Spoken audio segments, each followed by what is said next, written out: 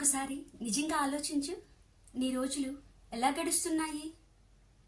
పెద్దగా పరిగెత్తడం లేదు, చాలా హెవీ వర్క్ కూడా లేదు, కానీ లోపల మాత్రం అలసటగా ఉంటుంది. చాలామంది అనుకుంటారు ఇది వీక్నెస్ వల్లేమో అని, కొందరు అనుకుంటారు లేజీనెస్ వల్లేమో అని, కొందరేమో ఏజ్ పెరుగుతుంది కదా అని అనుకుంటారు. కానీ నిజం ఏమిటి అంటే పని భారం వలన అలసిపోవటం లేదు, నీ మనసు అలసిపోవటం వలన నువ్వు అలసిపోతున్నావు. ఇదేమి మోటివేషన్ కాదు, ఇదేమి ప్రెషరు కాదు, ఇది రియలిస్టిక్ కన్వర్జేషన్.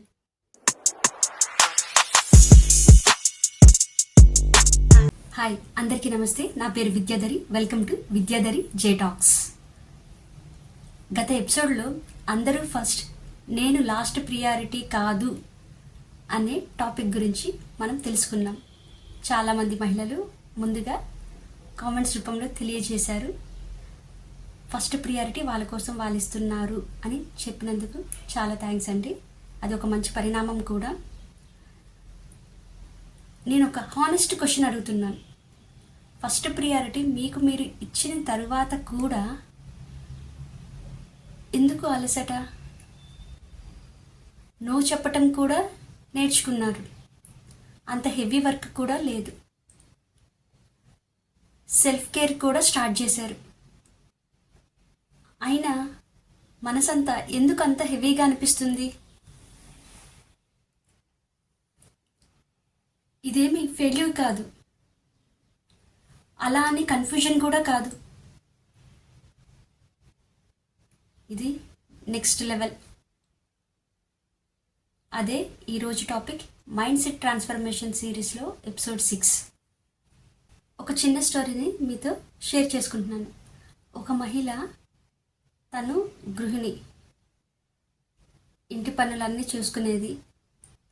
పిల్లలు స్కూల్కి వెళ్ళిపోయాక, హస్బెండ్ ఆఫీస్కి వెళ్ళిపోయిన తర్వాత ఇల్లంతా బాగానే ఉండేది, మెస్సీగా కూడా ఏమి ఉండేది కాదు. కానీ తను అలసటగా ఫీల్ అయ్యేది, ఎందుకో ఎనర్జీ తక్కువగా అనిపించేది. ఉదయం లేచినప్పటి నుంచి నీరసం, నిద్రపోయినా మధ్యాహ్నం రెస్ట్ తీసుకున్నా అంత ఫ్రెష్నెస్ ఉండేది కాదు. రాత్రి పడుకునేటప్పుడు ఇంకా చెప్పాల్సిన అవసరం లేదు, ఏదో భారం. అలా అనుకొని ఇంకా హాస్పిటల్కి వెళ్ళింది, డాక్టర్ దగ్గరికి. అన్ని టెస్టులు చేశారు, ఎటువంటి ప్రాబ్లం లేదమ్మా, నువ్వు నార్మల్గానే ఉన్నావు అని చెప్పారు. కానీ ఆమె ఇంటికి వచ్చింది, ఇంకా ఓకే అనుకునింది. కానీ ఆమెకి ఆలోచన, నేనంతా బాగానే ఉన్నాను కదా, ఎందుకు ఎంతసేపు అలసటగా అనిపిస్తుంది నాకు అని. అప్పుడు ఆమె మీద ఆమె ఒక చిన్న ఎక్స్పెరిమెంట్ చేసుకునింది.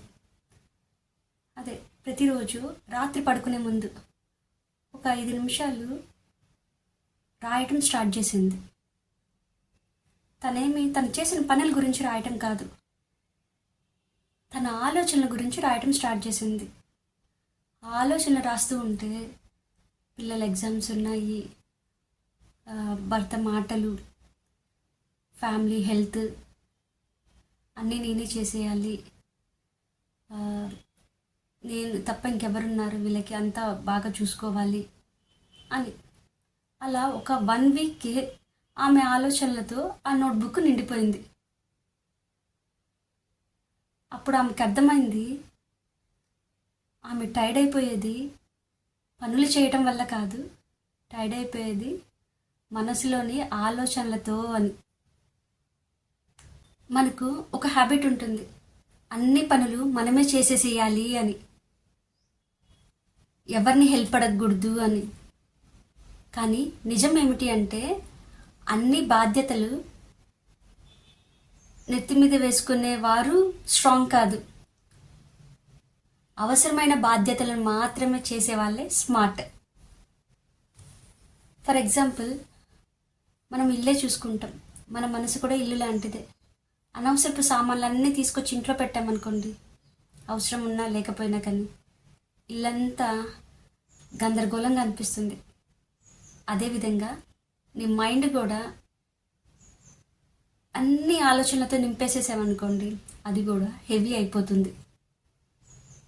మనసు హెవీగా ఉన్నప్పుడు కొన్ని స్మాల్ ప్రాక్టీసెస్ స్టెప్స్ పెట్టుకుంటాం. అవేమి పెద్ద చేంజెస్ ఏం కాదు, మీ లైఫ్ ఓవర్వెల్మ్ కాకుండా చేస్తుంది. ఇవి చిన్నవే. Step 1, write it out. ప్రతిరోజు 10 minutes మీలోని ఆలోచనలను పేపర్ మీద పెట్టండి. Step 2, decision. నీవు తీసుకునే బాధ్యతలు నీవు కావు అని గుర్తించండి. Step 3, ask or share. Help చేయమని అడగండి, అదేం పెద్ద తప్పేం కాదు. కొన్ని బాధ్యతలను షేర్ చేయండి. Step 4, few minutes pass it daily. ప్రతిరోజు ఒక 10 నిమిషాలు మీకోసం టైం కేటాయించండి, కామ్గా ఉండండి. ఇలా చేయటం వలన మీ మనసు హెవీగా ఉండదు, కొంచెం అలసట తగ్గిపోతుంది. ఈరోజు ఒక చిన్న ప్రాక్టీస్ మాత్రమే. మీ మనసులో ఉన్న ఒక చిన్న భారాన్ని వదిలేయండి. అన్నీ ఒక్క రోజులో మారాలనుకోవటం కాదు, చిన్న చిన్న మార్పులే మైండ్లో ఉన్న భారాన్ని తగ్గిస్తాయి. కామెంట్ చేయండి, I'm allowing my self to rest అని. ఈ వీడియోని షేర్ చేయండి. ఏ మహిళ అయితే పని తక్కువ ఉన్నా కానీ అలసటగా ఫీల్ అవుతున్నారో వాళ్ళకి షేర్ చేయండి. ఎందుకు అంటే మనసు తేలికగా ఉంటేనే జీవితం తేలికగా ఉంటుంది. Thank you. బాయ్.